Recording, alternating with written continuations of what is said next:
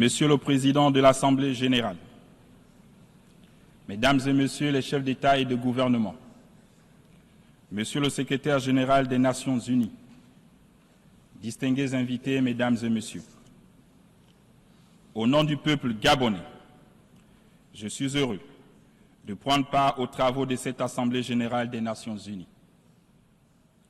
Monsieur le Président Philemon Yang, en prenant la parole pour la première fois devant cette auguste Assemblée, je voudrais d'abord vous adresser mes chaleureuses félicitations pour votre brillante élection à la présidence de cette 79e session de l'Assemblée générale des Nations unies, ainsi que mes vœux les plus ardents.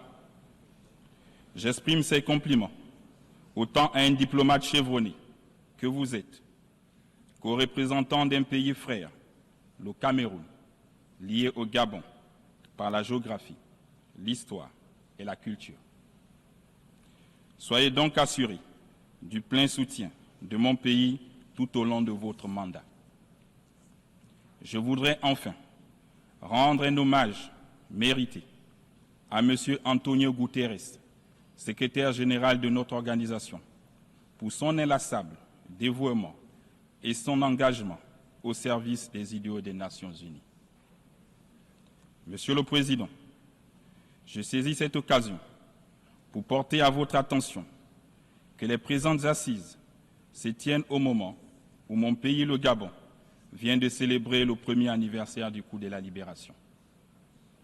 En effet, la marche vers la construction d'un Gabon nouveau, jusqu'à ce jour, a su tenir ses promesses énoncées à cette tribune lors de la dernière Assemblée générale, à savoir la mise en place des institutions de la transition, la libération des prisonniers d'opinion, l'inclusivité permanente, la tenue du dialogue national inclusif, la rédaction d'une nouvelle constitution. La prochaine étape est l'organisation du référendum dans les prochains mois, l'adoption du code électoral et la révision du fichier électoral, conformément au chronogramme adopté lors du dialogue national inclusif. Toutes ces avancées, soutenues par le peuple gabonais, participent grandement à un retour progressif à l'ordre constitutionnel, à travers une élection libre, transparente et apaisée dans les délais les meilleurs.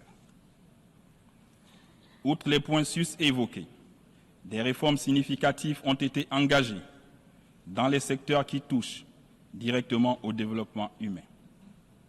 Les routes, les centres de santé, les écoles, le retour des bourses scolaires, l'ouverture des concours aux grandes écoles, le dégel des recrutements et le paiement des arriérés des pensions. Tout ceci en respectant nos engagements à l'international. C'est pour moi l'occasion de remercier l'ensemble des partenaires, les pays amis et les bailleurs de fonds, nationaux et internationaux, qui nous accompagnent dans ce processus de la transition, en dépit des difficultés qui le caractérisent. Mesdames et Messieurs, la présente Assemblée générale, dont la thématique est l'unité dans la diversité pour l'avancement de la paix et du développement durable et de la dignité humaine, partout et pour tous, s'inscrit dans le cadre de la construction d'une communauté planétaire et se trouve être en harmonie avec les principes énoncés dans le préambule de la Déclaration universelle des droits de l'homme de 1948.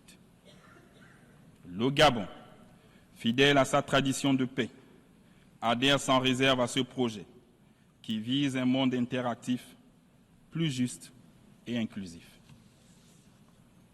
Au lendemain du coup de la libération du 30 août 2023, qui s'est réalisé sans effusion de sang, nous avons prôné pour la préservation de la paix et de l'unité nationale, en faisant appel à toutes les forces vives de la nation, quelles que soient leurs origines, leurs croyances ou leur statut social, dans les efforts visant à construire un Gabon plus équitable et plus prospère.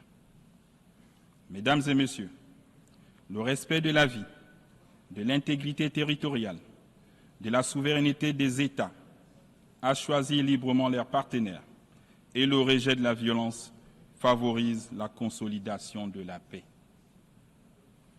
En matière de développement durable, mon pays maintient une position ferme et cohérente en faveur de la protection de l'environnement. Je rappelle que depuis plusieurs années, le Gabon a dédié 13 parcs nationaux au service de l'humanité, contribuant ainsi à l'absorption de plus de 100 millions de tonnes nettes de CO2 par an et à la préservation des espèces menacées. Néanmoins, il ne saurait être question de faire passer les attentes de nos populations, encore tournées vers la satisfaction des besoins élémentaires, au second plan. C'est pourquoi cette tribune est l'occasion de rappeler, une fois de plus, aux nations industrialisées la nécessité de véritablement respecter leurs engagements, en soutenant les pays qui abritent le plus grand réservoir de carbone au monde. Monsieur le Président, sur la question sécuritaire, comme beaucoup d'entre nous, je crois qu'il est urgent d'apporter des réponses appropriées aux innombrables situations de conflit qui perdurent dans le monde, singulièrement en Afrique. Je tiens à saluer, une fois de plus, l'adoption par le Conseil de sécurité, le 21 décembre 2023, de la résolution 2719 sur le financement des opérations de soutien à la paix, dirigée par l'Union africaine. Conforme au nouvel agenda pour la paix du secrétaire général des Nations unies, cette résolution, conjointement présentée par le Gabon, le Ghana et le Mozambique, est aujourd'hui un élément crucial de l'architecture de la paix et de la sécurité internationale. Sa mise en œuvre est un impératif catégorique. C'est le lieu pour moi d'appuyer les efforts du secrétaire général des Nations unies visant à prévenir une solution politique réaliste, pragmatique et durable sur le Sahara marocain. Je voudrais également me réjouir de l'annonce officielle par les États-Unis d'Amérique de leur soutien à l'admission de 2 États africains comme membres permanents du Conseil de sécurité. Cependant, l'Afrique attend une adhésion plus large des autres membres permanents du Conseil de sécurité à cette initiative. En même temps, l'accès au droit de veto des membres africains. Ceci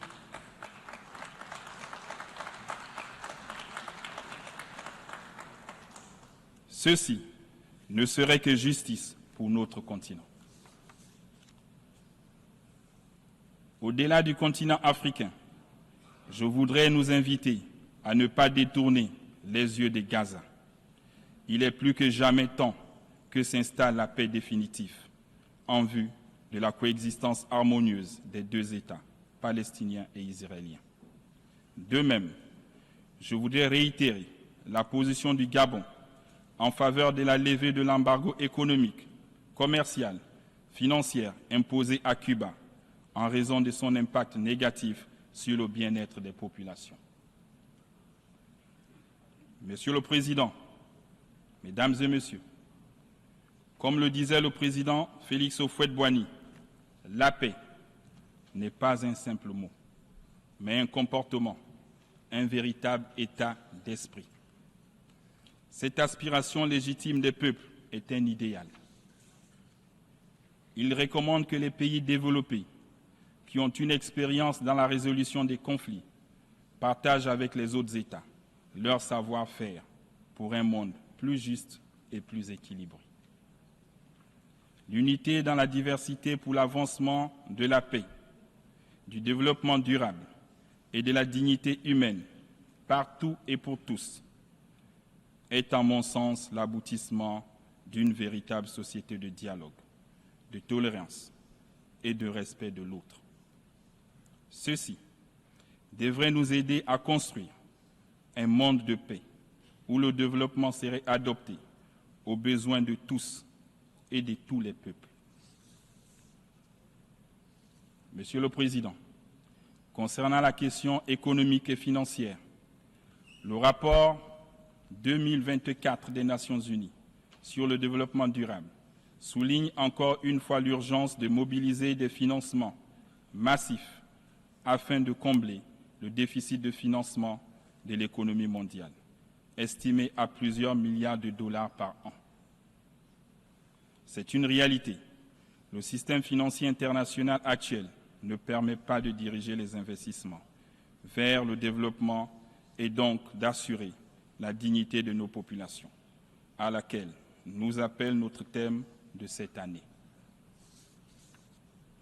Je partage ainsi la ferme volonté de plusieurs de mes pairs de parvenir à une réforme des institutions financières mondiales qui est cruciale pour dégager des investissements en faveur des pays de développement.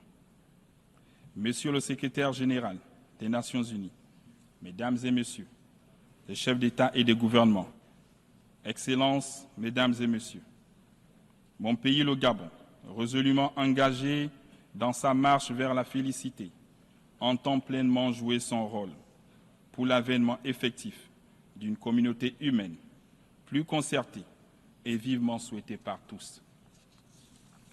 Ensemble, mutualisons nos efforts pour l'espoir d'un meilleur destin en agissant autrement pour la préservation de la race humaine.